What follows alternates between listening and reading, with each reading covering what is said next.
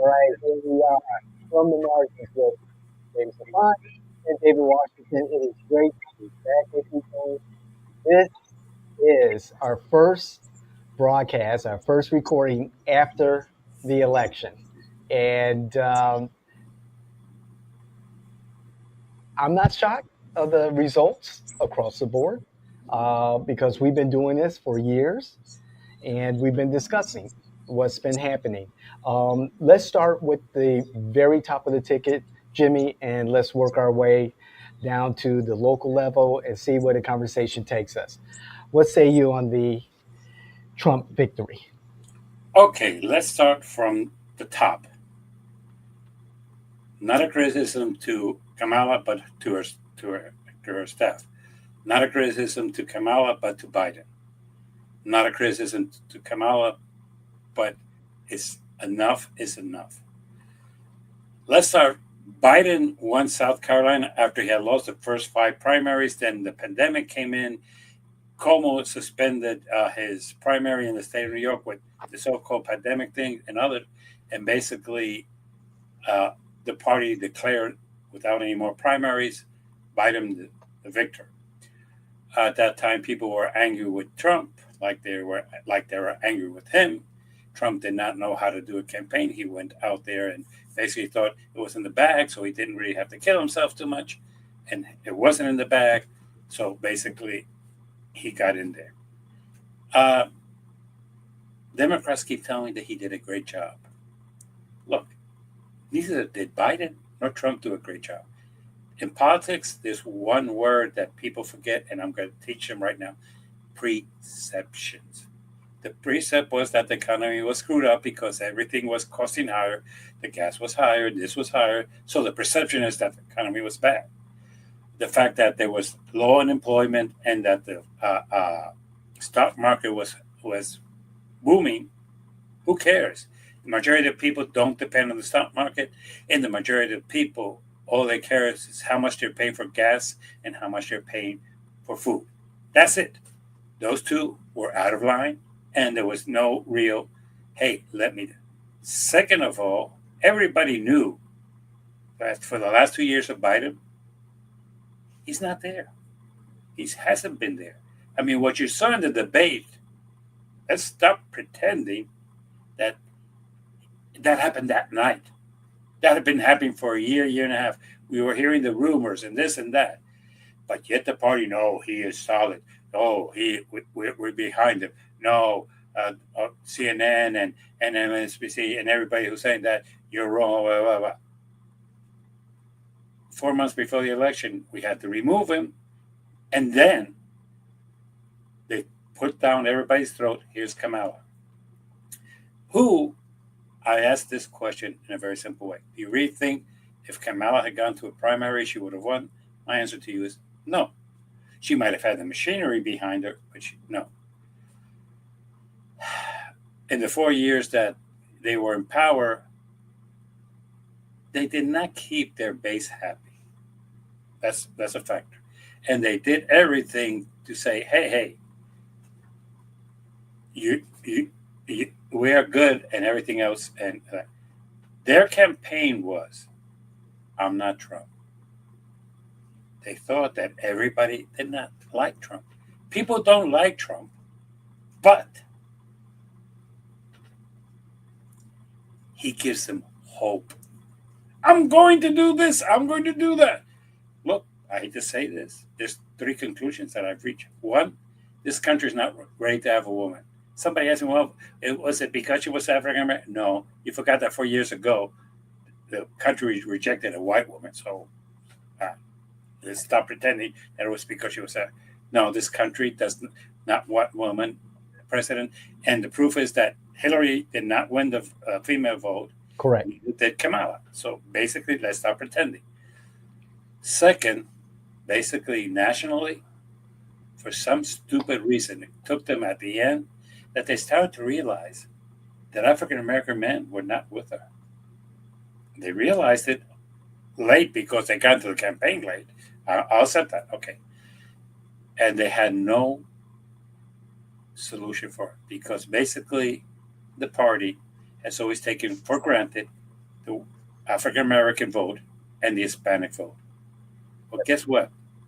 He who assumes the position, and there's the cause of this. We lost because basically the campaign was, "I am not Trump." That was it. Oh, Explanation point. Yes. there was plans out there, and there was this, and there was that. But if you listen to her speeches, it was basically, "I'm not Trump."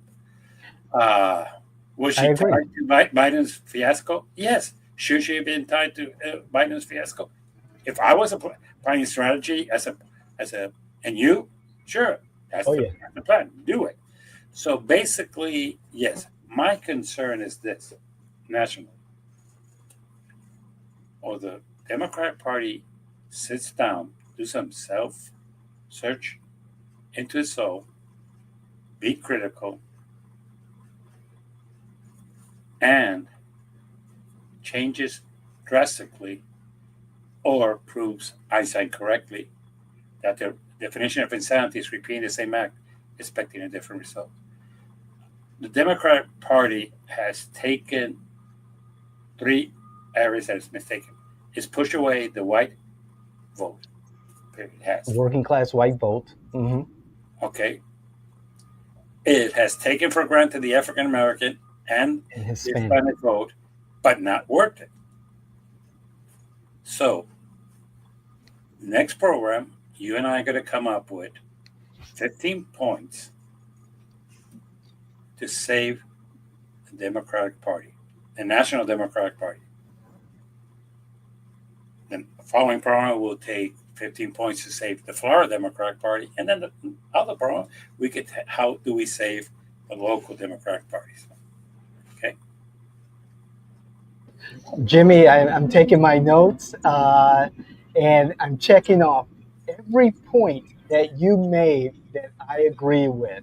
And I want to highlight the Hispanic vote because Trump overperformed with the Hispanic vote than he did in 2016 and 2020.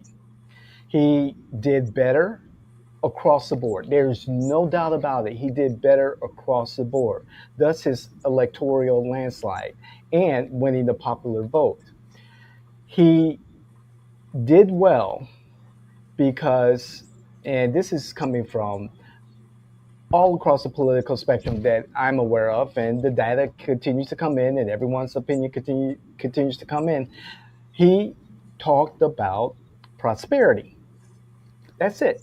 And like you said, Jimmy, there was this fear of Trump that was drummed and drummed and drummed across the country from sea to shining sea by the Harris Walz campaign and their surrogates.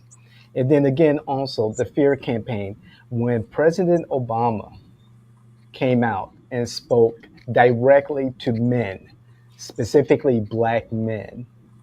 It was a shameful moment for Democrats. It was a shameful moment for President Obama. And it was a shameful moment for men and black men in particular and Hispanic men.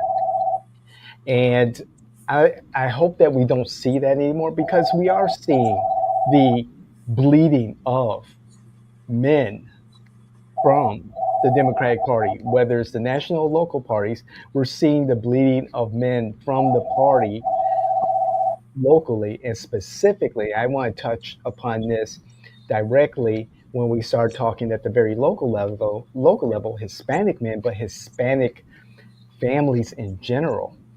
Again, my fiance and her family, they're Mexican American, Democrats. Guess who they voted for? Trump. Yes, sir.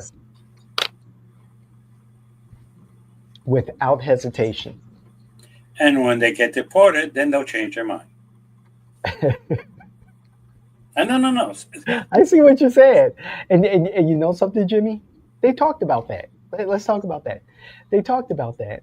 And they said, okay, if someone comes knocking at the door, they're citizens. They're U.S. citizens. However, they said if there was a family member or someone that they know who is not, a U.S. citizen who is not a legal resident here or a legal migrant here, and they do know of people like that, they understand that there will be consequences. There is no doubt about it. But at the end of the day, they want people to know that they did it the right way for those who came here, like her parents, and went through the process and became citizens.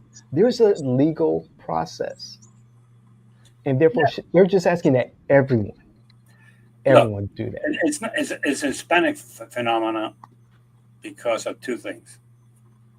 One, ignorance. Okay, look, I was born in New York. Let me start by this. I was born in New York.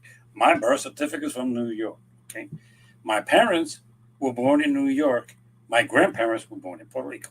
Okay, I went to Puerto Rico when I was 4, and I was educated, came and moved here 45 years ago. Okay, the truth of the matter is that when I'm talking Spanish to my wife in a restaurant, they don't give a shit, but they give us the look.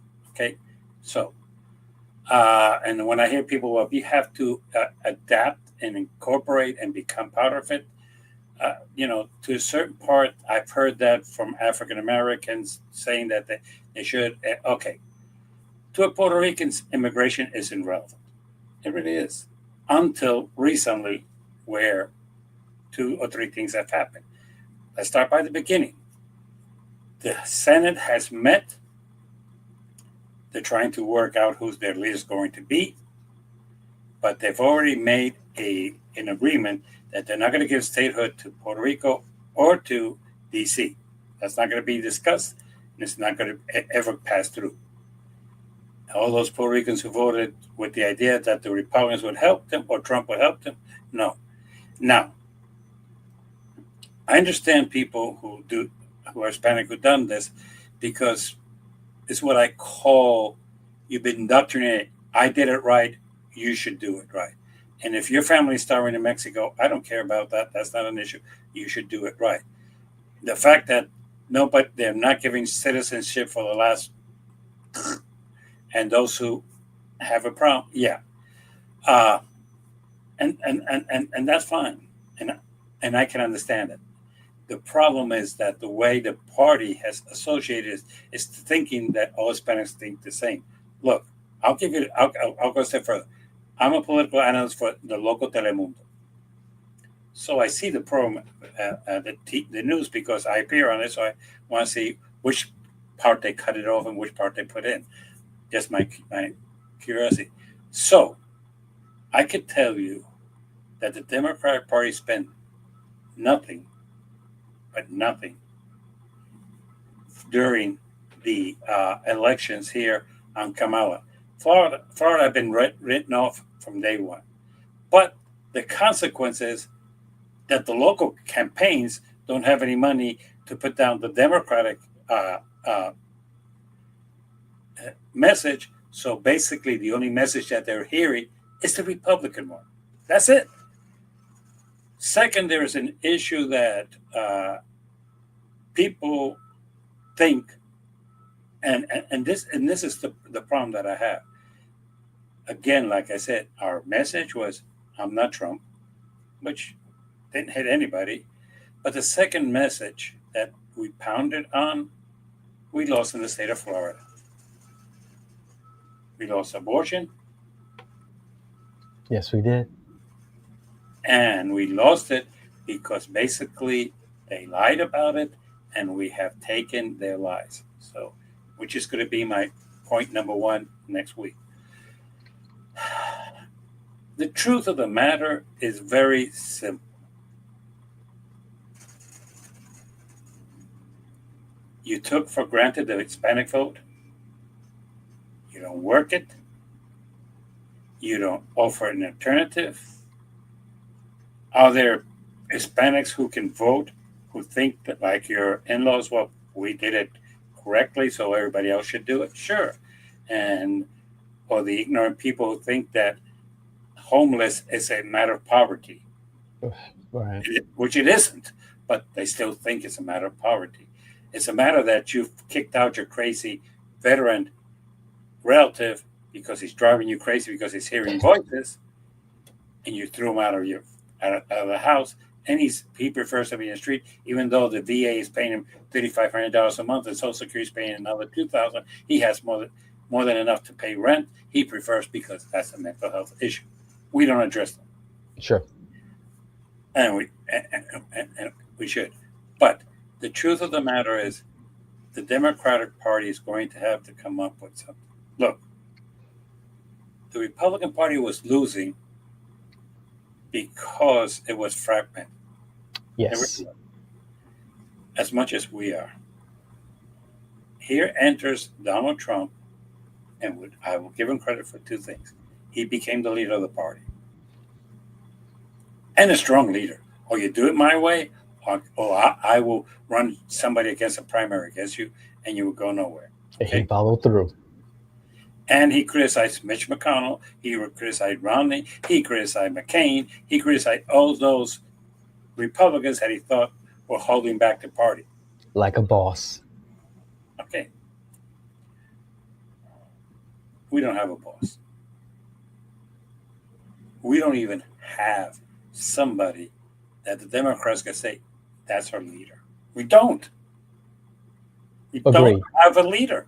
We have people who claim to be leaders, but I'll give you an example. Kamala's going to move to California, and she's going to be forgotten as faster than she can.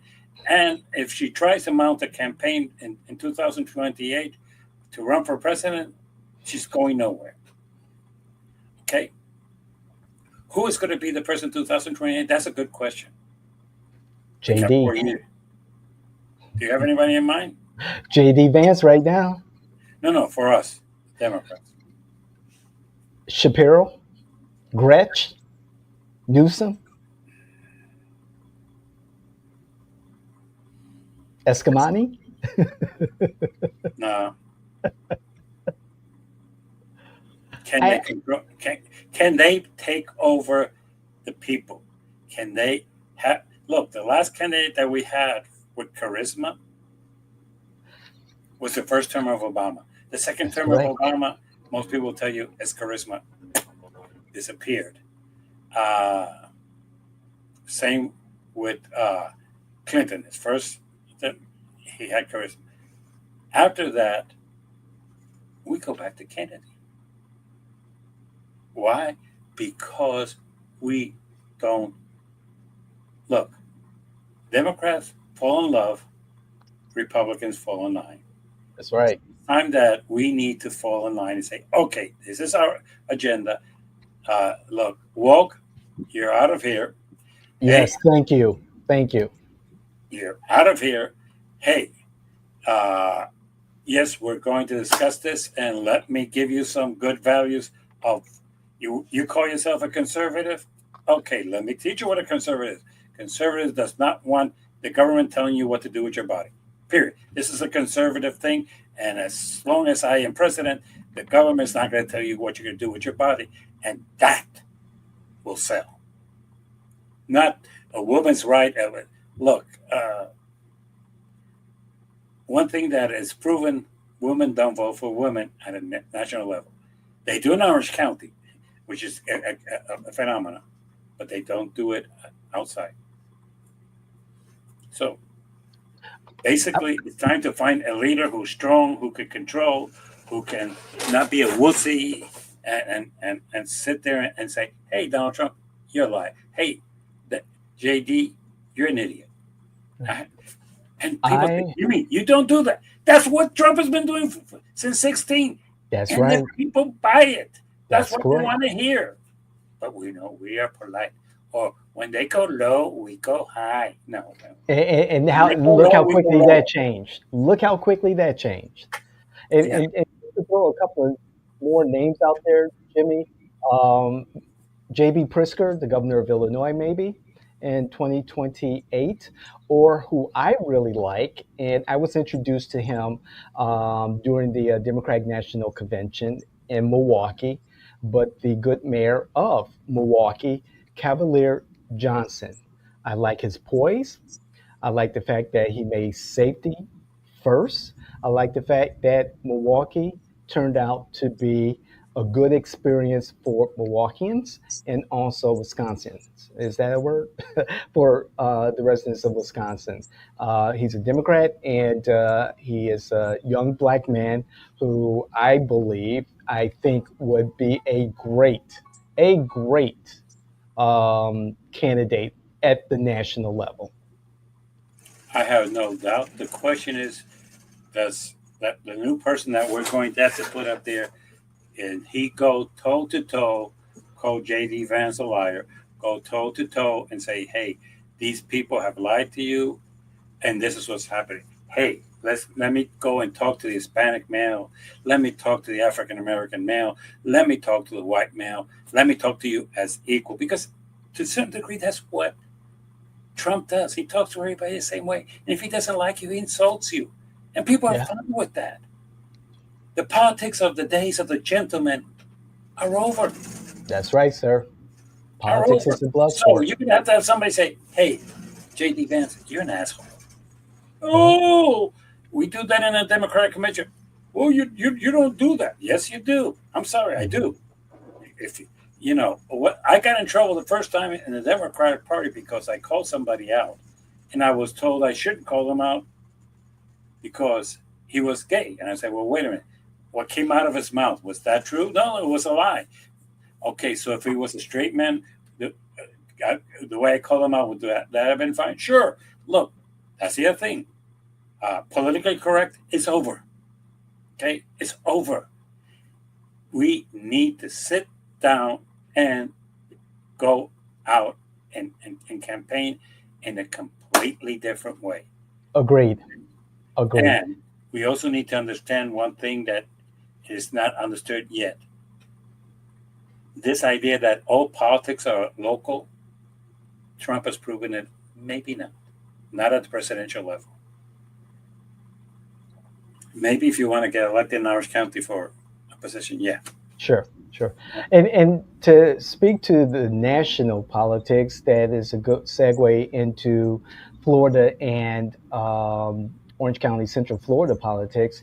The issue of abortion um, that was usurped by um, issues of the economy, issues of immigration, issues of protecting our democracy. I believe that the Democrats, especially at the national level, overplayed their hand with galvanizing support at the national level on election day, as abortion being the leading cause for people to vote in Vice President Harris. Yeah. And there's a way to take care of all of that. Hmm. If it is true, because the numbers are not finalized, okay, that the Republicans take over the House, which it looks like it, it's kind of close at this point. Right. Uh, Go along with their crazy immigration issues and go out and campaign, say, hey, that's what you wanted. I gave it to you. Because realistically, I don't think the Republicans are going to do anything about immigration because they need it as a platform to run. When they're going to sit down and say to the president, hey, Wow. just like you killed the other thing, mass deportations are good, but unless we pass some legislation to prevent people from coming in, all you're going to be doing is taking out 10 while 20 come in. Uh, and he's going to probably say, I'm fine with that because all I care about is being able to make an issue out of it. That's politics. Unfortunately, that is politics, and that could be what may happen, and that's unfortunate. No, That's no, look, unfortunate. look. If you read history, if there is a mass deportation, and if they use Eisenhower's example, which was massive, anybody who had a last name in Spanish, they were knocking on the door and asking them to prove that they were U.S. citizens. That's going to be interesting. Uh, Right, right, they're Jimmy. going, yeah. But in recent U.S. history, Representative Barbara Jordan was tasked by President Clinton to help come up with a comprehensive immigration plan. And when she did present it to President Clinton and the rest of the world, she said that America will have to make these hard decisions or we will be suffering later. And we're suffering later. It was a tough policy, and it was a policy that was established by the Clinton administration. So are we just pushing the inevitable back, kicking the can down the road? Well, look, there's two things. Bush had the House and the Senate, and he didn't pass any reform.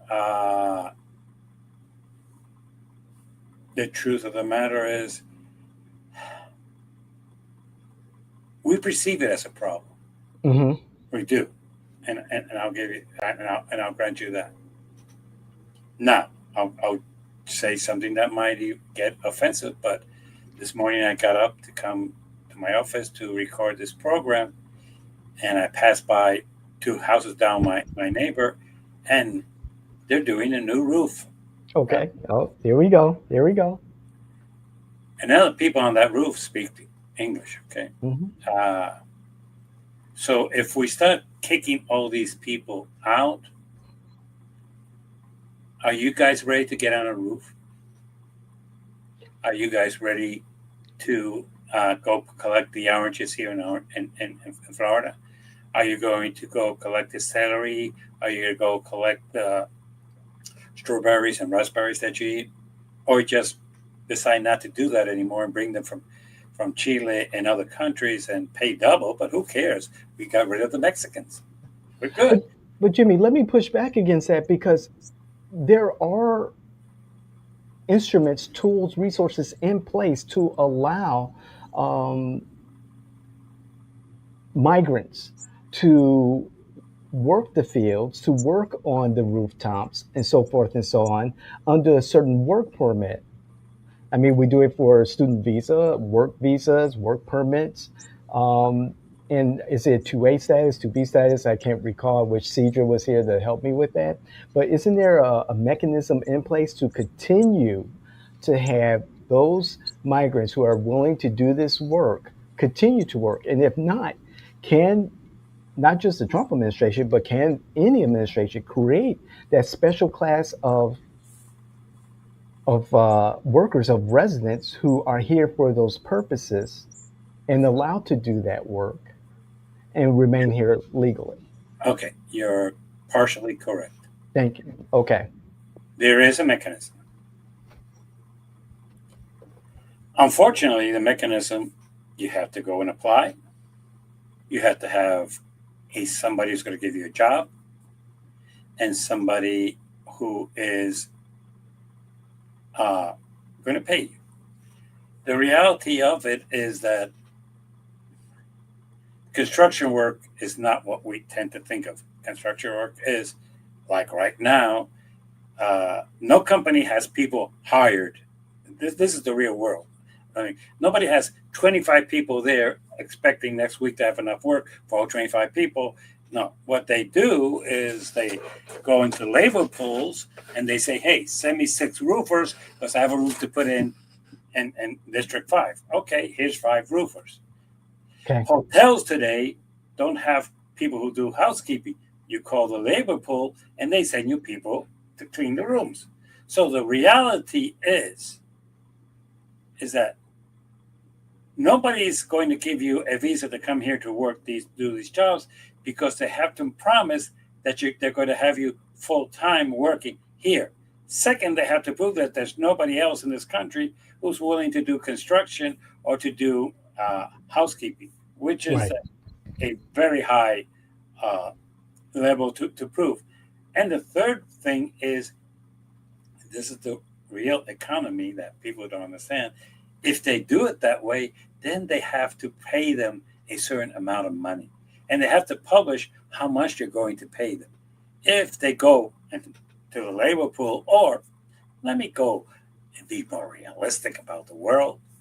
If they go to Home Depot and they stop and say, techero, which means roofers, and they get 6 guys, and then they say, well, I'm willing to pay you this much, and they either say yes or no.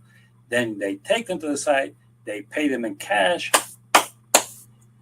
They paid the guys who put in your roof less than $3,000, but they charge the company 30. Mm. That's the way of the real world. Right. So, are these people going to be willing to request people? No, no. I mean, ask the farmer if he requests this. No, he doesn't. The reality of the market is okay. They know to move, like, for example, right now to Okeechobee County because the picking of the oranges starts during this time. So they go there and they sit at a place, and here comes John Smith, who owns the farm, says, I need 25 of you guys. I'm going to pay you so much and so much. And your job is going to last 8 weeks. And they come in and they do the work. It's not like it's a job that's going to be there 24 months, 12 months of a year, 8 Right. 40 hours. These are not those type of jobs. So that's the problem. But this is the thing that you have to ask yourself. This is the hypocrisy of this country. These people are here and they're working. And the employers who hire them, they know they're here undocumented. They don't care.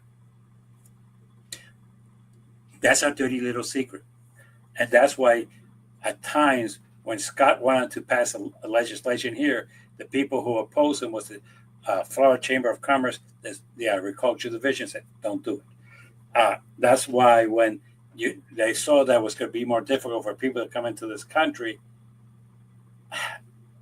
yes, Trump said kill it because we need to run on that.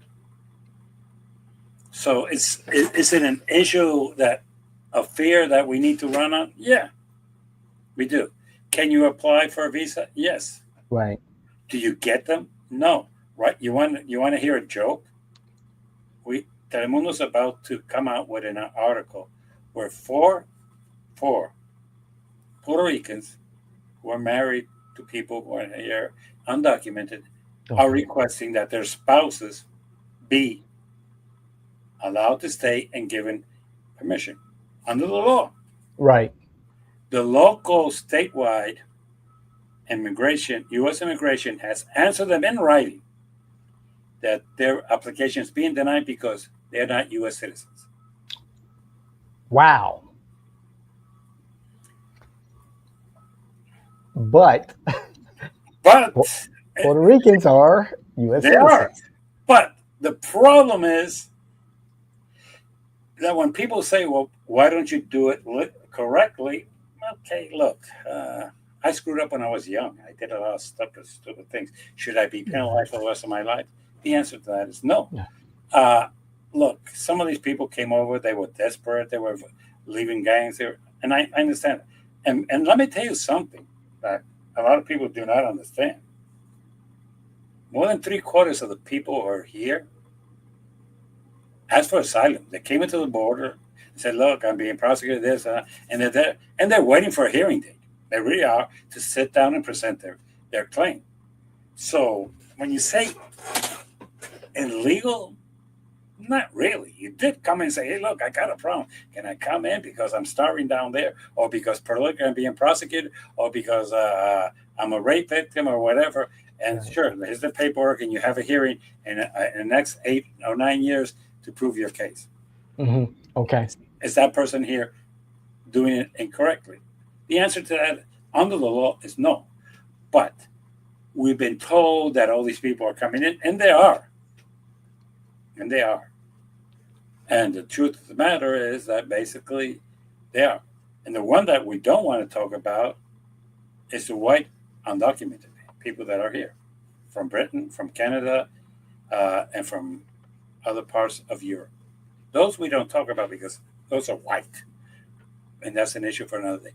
But the truth of the matter is the party needs to get away from immigration and say, hey, we're willing to work with the Republicans to come up with some kind of compromise to work out the immigration problem. We have no problem. And you know what I would do if I was either Schumer or uh, any of the congressmen in the Congress present a project. Present it. This is our solution to immigration. All right. And then put the ball in their park. All right. Well, here we go. We are not necessarily in uncharted waters. However, we are America's facing one of the issues that has been at the forefront of this past election cycle, if not every year, and people are going to be looking for a solution. Yeah, and let it come from the Democrats. Hmm. Let's surprise them. Let it come from the Democrats. Let's put out a solution. There Correct. is a solution. Just that we think that if we put a solution, we're going to piss off the Hispanics. No, you're not. I'm Hispanic. Oh, You're not going to piss me off. they want solutions also. But The Democrats have to stop being in their feelings. This fear, they move in fear, and it is mind-boggling, and that's why they don't succeed at times. yeah, and that is true. And speaking of Democrats, let's bring it home, Jimmy. Let's talk about the Florida Democrats and the local parties. Um, Florida is still under Republican control, from the governor's mansion to the Supreme Court to the legislature. The Republicans held on to their supermajority, and it wasn't even close. Locally, there were 5 districts that were targeted to be flipped, and based on the Democrats' small victories in Jacksonville, the Jacksonville mayor's race, and also the special House District 35 race, they thought they were, rolling. But they tend to forget, and we talked about this, that there was about a 900,000 to 1 million registered voter gap between the Republicans and the Democrats, with the Republicans taking the lead. How can you affect any change outside of solid blue counties like Orange County to move forward, to be relevant again? And we're seeing Miami-Dade is still red. What does the what do the Democrats do? And I guess that kind of goes to our 20-point plan we discussed about 2 years ago, and now soon a 15-point plan nationally. Well, let's start from, if you want to go the Florida Democrat Party. Is there such a thing? Because I don't know of it. Uh, the Florida, I'll ask Sammy, and I've asked him this: how much help has he got from this Florida Democrat Party? And he was very polite and trying to be diplomatic as a good Democrat. Said, "Well, but they help a little. They don't help at all. If anything, they try to suck money out of the parties, local parties." Look, the Florida Democrat Party should be raising money and not wasting it on Republican consultants. Oh, did I call them Republican? Yes, I do. Because all your advice is bad. They need to walk away from us trying to be politically correct. Look, the last chairman, they kicked him out because he had on his desk 2 boobies. I'm sorry. The Republicans have a person who goes 20 minutes talking about another man's penis. So we have a problem with a man who had on his desk 2 boobies. Stop it. Okay, stop it. Okay, this is the problem that you have. You didn't discuss his qualification. We removed the senator from Minnesota who had a picture taken in poor taste of trying to say that he was touching a woman's breast while she was sleeping. Poor taste. Was he a good senator? Was he a competent senator? Yes. We're basically, again, you have a president who's been convicted of grabbing women. They don't care. We are the party of civility. No, we're the party of extreme. Look, I want to know what's in the person's mind. Now, we elected Nikki. Nikki helped get elected the mayor of Jacksonville, and after that, she's done nothing. Okay? I'm not even sure if she's up for re-election, but she's done nothing.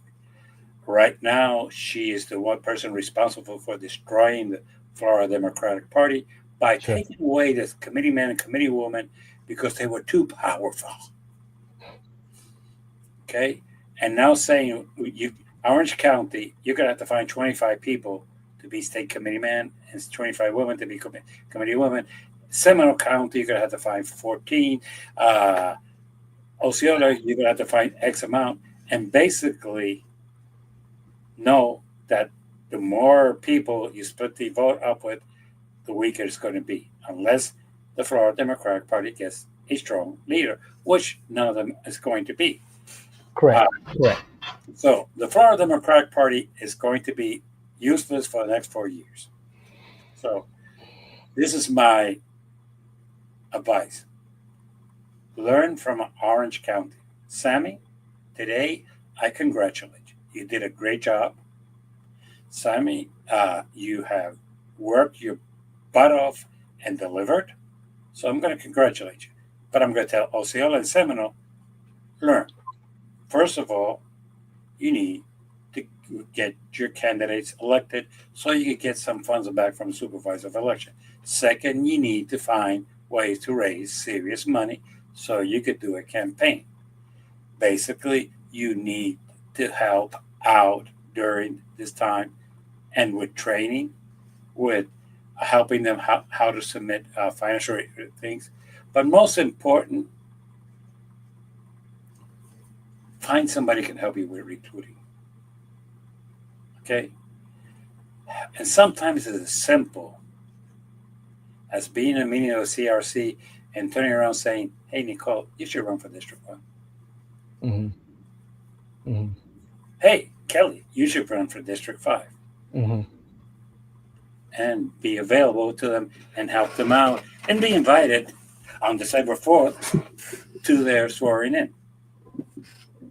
Look, for some reason, candidates on the other areas fall on their lap.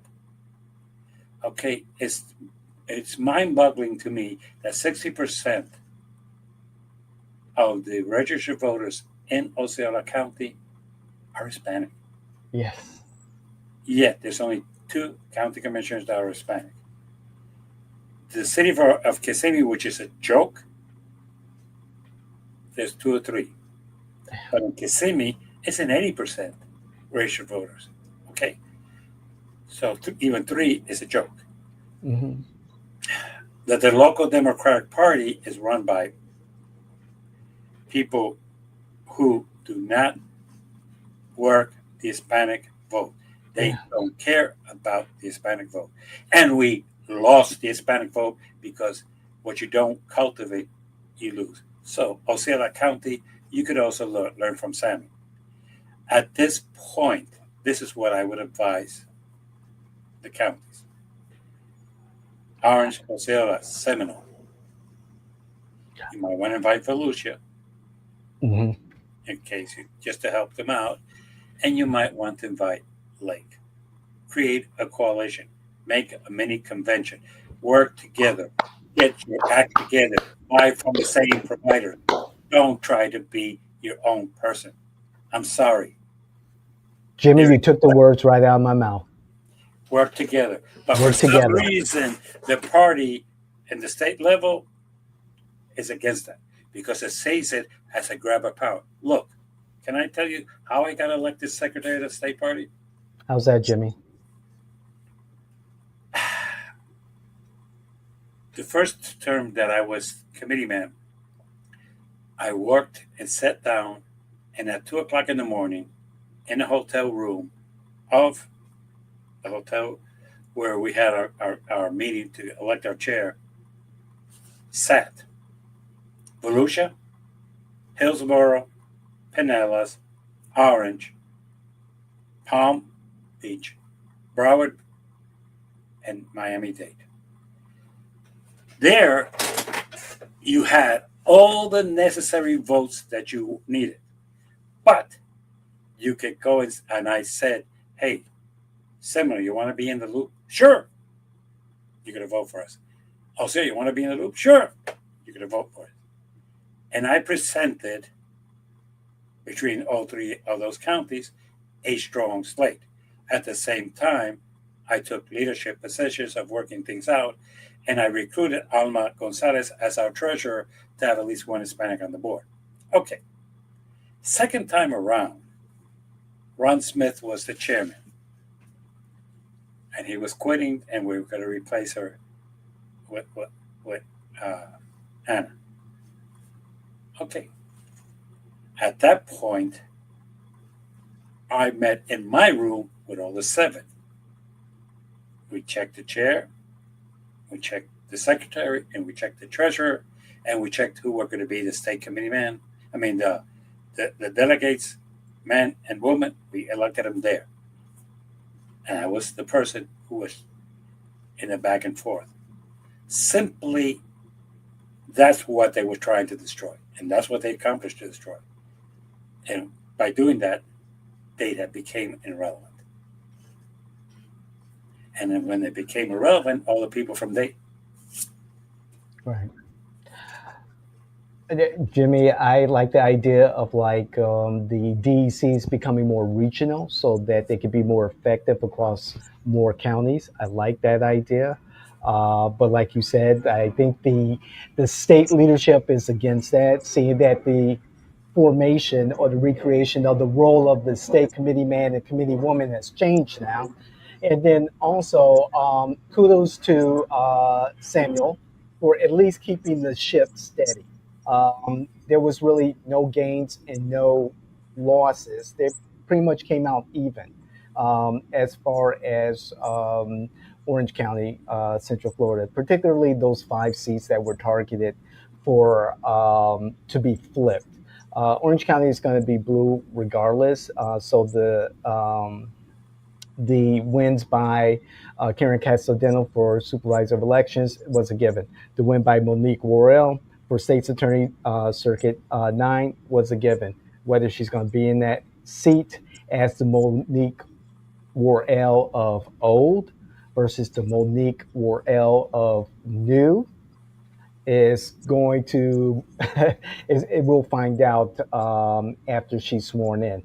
However, at least here in Central Florida, there weren't too many breaks towards irrelevancy. Democrats, at the end of the day, Jimmy, are irrelevant, and I am heartbroken because of my proximity to the Puerto Rican community and larger the Hispanic community. I am heartbroken that the Hispanic population was largely ignored by the party, and that there is less representation of the Puerto Rican and Hispanic demographic here in Central Florida. Heartbroken. Yeah, and to be quite honest, it's even more heartbreaking that basically at this point we are about to realize that either we do something strong or they're going to be able to accomplish what they wanted, which is to divide the Hispanic vote and to divide the African American vote. Yeah. I don't think they've done that as much as they thought they could in Orange County, but it's time that we're going to have to do something. And this something's going to have to be drastic. I agree, I'm Jimmy. sorry, Democrats, stop daydreaming. Your message sucks. Period. I'm not Trump. Let's go with the abortion. Sucks. That people want to hear about their pocket. They want to hear about their job. They want to hear about their family. They want to hear about education and so on. The rest, they don't care about. Most Americans have been sold a bag of BS, and we have to either join the bag of BS or say that's BS. One or the other. Okay? But we cannot no longer try to pretend we're the elite, we are this and that. The days of when they go low, we go high. No, when they go low, we go lower. Because basically, look, people learn. You have a person goes on and rambles, talks about a man's penis, talks about that this guy's an idiot, that he's going to kill this other guy, he's going to masturbate, That's what they want to hear. Okay, they want to hear a strong leader, not somebody who is saying, "I'm better than the other guy," because they don't think you're better than the other guy. Jimmy, this has been Inexperience?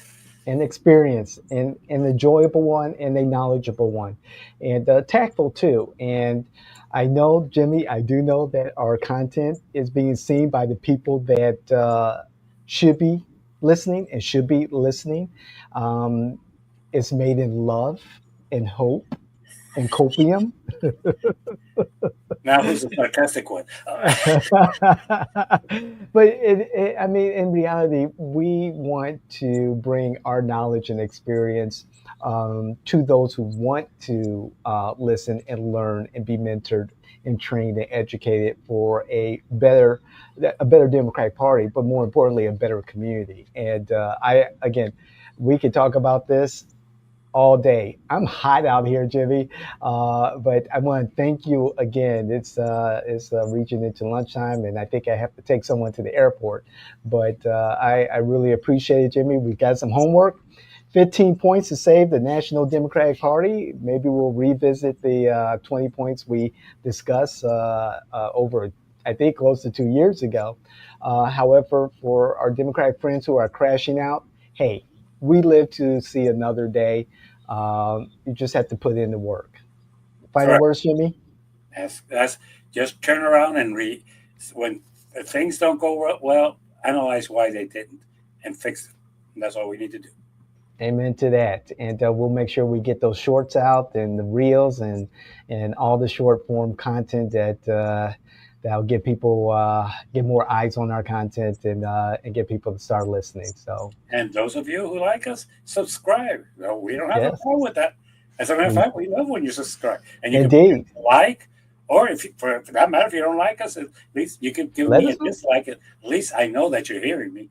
Right. Let us know. And I'd love to hear from the comments. And please let us know what you think. Bring your facts, not your feelings. But, being a past social worker and therapist, I'll listen to your feelings. But again, please like, share, hit the notification button, but more importantly, comment. We love to engage with you. And again, Jimmy, as Jimmy said, let us know. Let us know what you think. Yeah, And no problem. indeed. So, on that note, this is From the Margins with James LaFont and yours truly, David Washington. And we are out.